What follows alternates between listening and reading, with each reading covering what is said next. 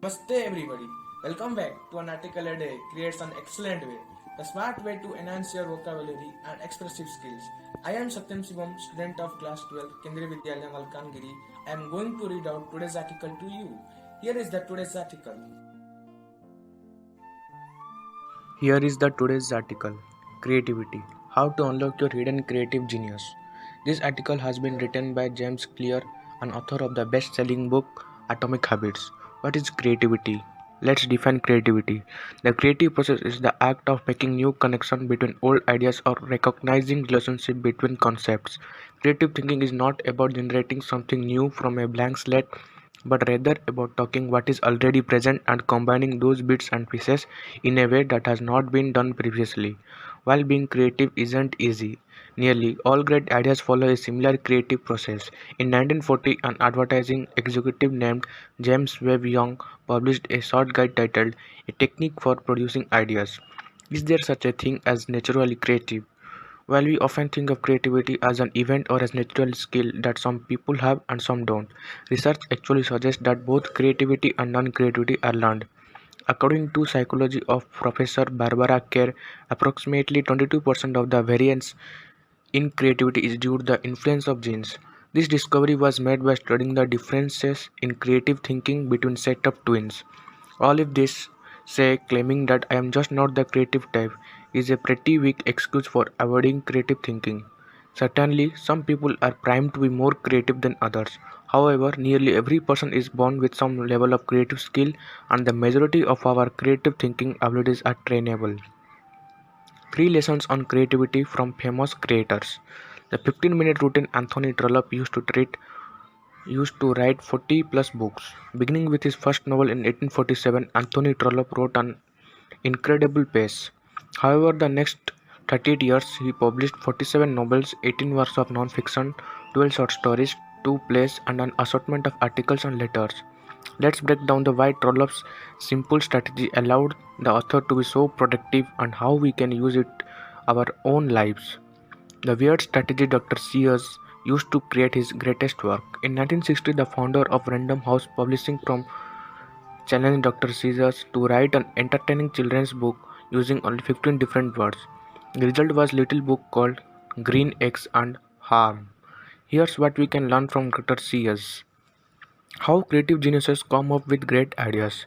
Best-selling author Marcus Zusak estimated that he rewrote the first part of his popular book, The Book Thief, 150 to 200 times. His work ethic and dedication tell us something crucial about how creative geniuses come up with great ideas. How to be creative. Step 1. Give yourself permission to create junk. In any creative endeavor, you have to give yourself permission to create junk. There is no way around it. Sometimes you have to write 4 terrible pages just to discover that you wrote one good sentence in the second paragraph of the third page. Creating something useful and compelling is like being a gold miner. You have to sift through pounds of dirt and rock and silt just to find a speck of gold in the middle of it all. Bits and pieces of genius will find their way to you if you give yourself permission to let the must flow. Step 2. Create on a schedule. No single act will uncover more creative genius than forcing yourself to create consistently. Practicing your craft over and over is the only way to become decent at it. The person who sits around theorizing about what their best selling books look like will never write it. Meanwhile, the writer who shows up every day and puts their butt in their chair and their hands on the keyboard, they are learning how to do the work. If you want to do your best creative work, then don't leave it up to choice. Don't wake up in the morning and think, I hope I feel inspired to create something today. You need to take the decision making out of it. Set a schedule for your work. Genius arrives when you show up enough times to get the average ideas out of the way. Step 3. Finish something. Finish something, anything. Stop researching, planning, and preparing to do the work and just do the work. It doesn't matter how good or how bad it is. You don't need to set the world on fire with your first try. You just need to prove yourself that you have what it to takes to produce something. There are no artists, athletes, entrepreneurs, or scientists who became great by half finishing their work. Stop debating what you should make and just make something. Step 4. Stop judging your own work. Everyone struggles to create great art, even great artists. Anyone who creates something on a consistent basis will begin to judge their own work. I write new articles every Monday and Thursday. After sticking to Sawdust's publishing schedule for 3 months, I began to judge everything I created. I was convinced that I had gone through every decent idea I had available. My most popular article came 8 months later. It is natural to judge your work. It is natural to feel disappointed that your creation isn't as wonderful as you hoped it would be, or that you are not getting any better at your craft. But the key is to not let your discontent prevent you from continuing to the work. You have to practice enough self compassion to not let self judgment take over. Sure, you care about your work, but doesn't get so serious about it that you can't laugh off your mistakes and continue to produce the thing you love. Don't let judgment prevent delivery. Step 5. Hold yourself accountable. Share your work publicly. It will hold you accountable to creating your best work.